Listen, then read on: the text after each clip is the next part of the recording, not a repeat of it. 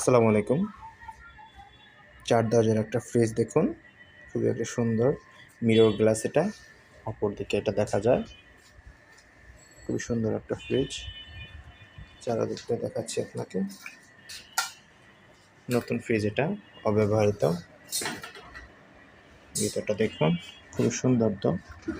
খুবই সুন্দর, দুর্দান্ত।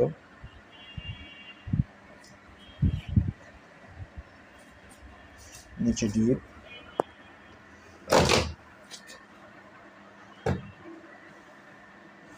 এত সুন্দর একটা ফ্রিজ, দাম মাত্র 25,000 টাকা। মার্কেট যদি নতুন আমি দাম বলি, তাহলে সহজ করে আমি আপনাকে যদি বলি 65,000 টাকা।